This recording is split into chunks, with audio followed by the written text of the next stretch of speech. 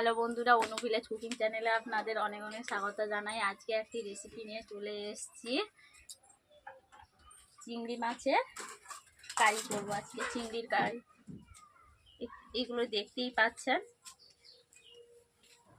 পাগদা চিংড়িগুলো দেখতেই পাচ্ছেন। চিংড়ি মাছগুলো আমি ছাড়িয়ে নিয়ে ধুয়ে নুন হলুদ মাখিয়ে রেখেছি। ওগুলোকে ভেজে আজকে চিংড়ি মাছের মালাই কারি করবো আজকে।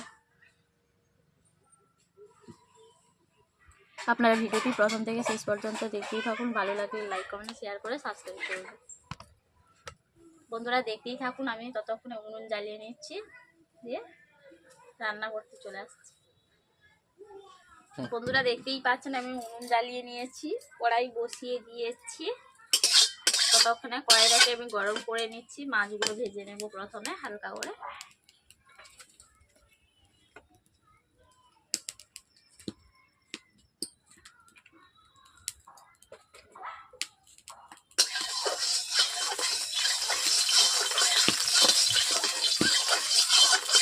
আমি তেল দিয়ে তেলটাকে কড়ার চারিদিকে আমি খেয়েছি।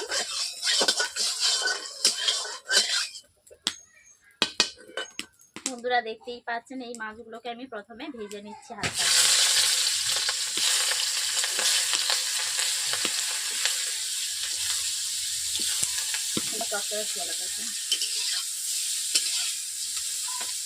বন্ধুরা দেখতেই পাচ্ছেন, মাছগুলোকে আমি ভেজে নিচ্ছি।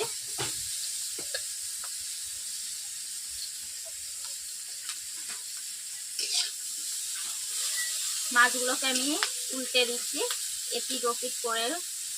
দেখতেই পাচ্ছেন মাছগুলো আমার লালচে কালার হয়ে গেছে। এরপর আমি কড়াই থেকে উঠিয়ে নিচ্ছি।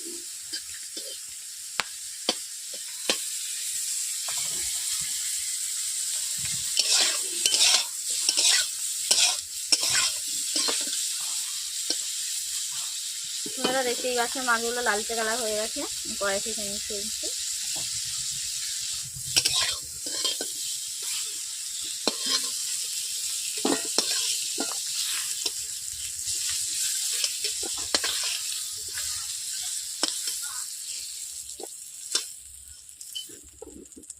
আপনারা দেখতেই পাচ্ছেন মাছগুলোকে আমি এপিট ওপিট লালচে করে একটু ভেজে নিয়েছি। দেখতেই পাচ্ছেন, বেশি ভাজিনি।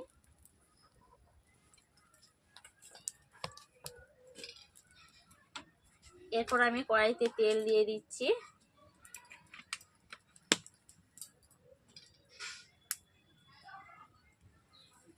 প্রথমে দিয়ে দিচ্ছি দুটো কাঁচা লঙ্কা।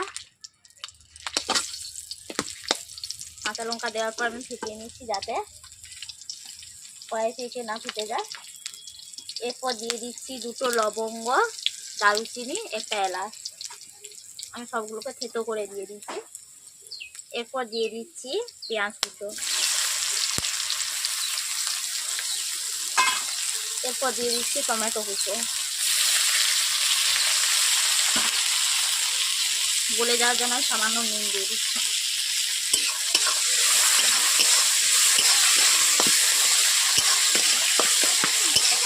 টমেটো ব্রাউন কালার হয়ে এসে এরপর দিয়ে দিচ্ছি আদা রসুনের বাটা। আমি একসঙ্গেই দিয়ে দিচ্ছি।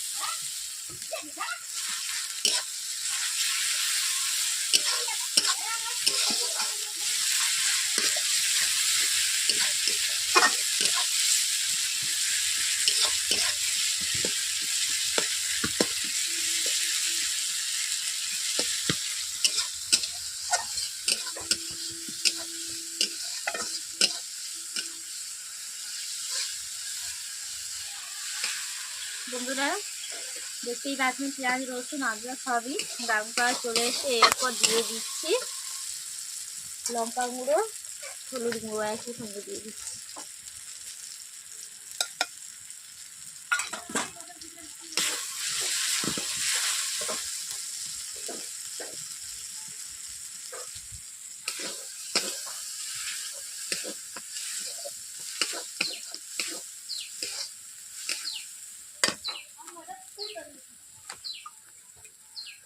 দিয়ে দিচ্ছি সামান্য জল।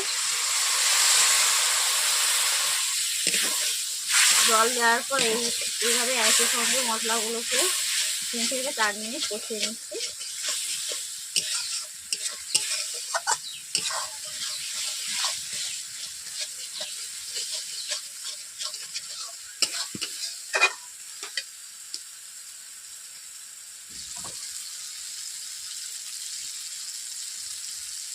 বন্ধুরা দেখতেই পাচ্ছেন আমি বাটার দিয়ে দিচ্ছি একটু অল্প করে। বাটার দিলে খুবই টেস্টি লাগে।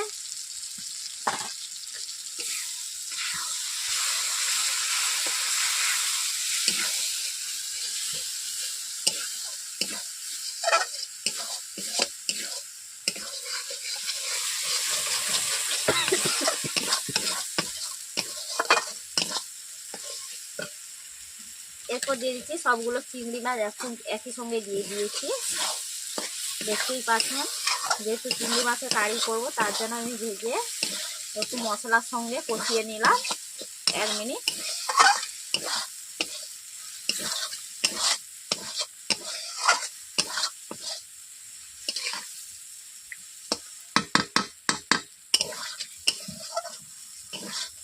অল্প আঁচে কম আঁচ দিয়ে রান্না করবেন যাতে মশলাগুলো পুড়ে টুড়ে না যায়, তার জন্য খেয়াল রাখবেন আপনারা।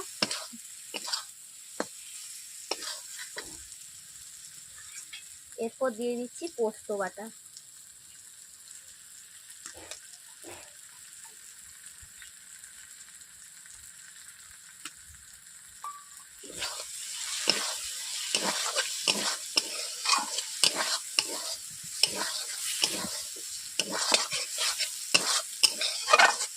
পোস্ত দেওয়ার পরে এইভাবে আমি একটু হালকা করে নেড়ে নিচ্ছি।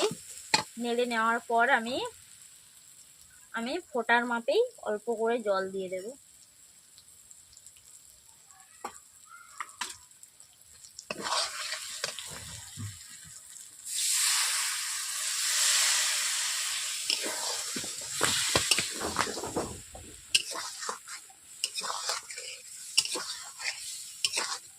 হালকা করে জল দেওয়ার পর এইভাবে আমি অল্প করে নেড়ে নিচ্ছি বন্ধুরা।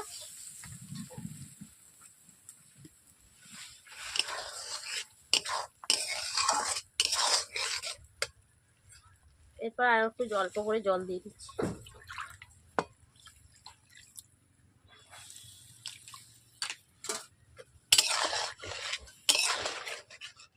আমি 1 বাটি মতো জল দিয়ে দিচ্ছি, দেখতেই পাচ্ছেন।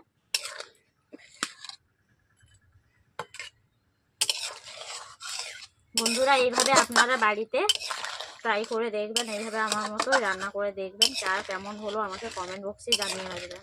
আর ভালো লাগলে লাইক কমেন্ট শেয়ার করে সাবস্ক্রাইব করে দেবেন।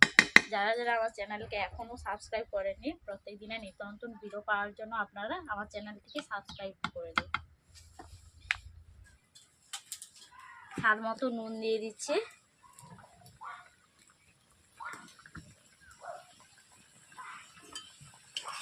এইভাবে হালকা করে নেড়ে দিচ্ছি নুন দেওয়ার পর। বন্ধুরা দেখতেই পাচ্ছেন চিংড়ি মাছগুলো কেমন ভাবে ফুটছে, চিংড়ি মাছের কারিগুলো।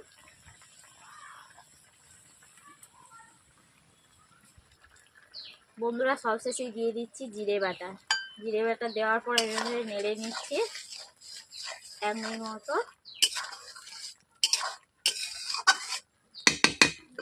বন্ধুরা আজকের মতো আমরা রান্না করা আজকে কমপ্লিট, রান্না করা হয়ে গেছে। আমি কড়াই থেকে নামিয়ে নিচ্ছি। এই চিংড়ি মাছের কারি করতে প্রায় 10 মিনিট টাইম লেগে যাবে।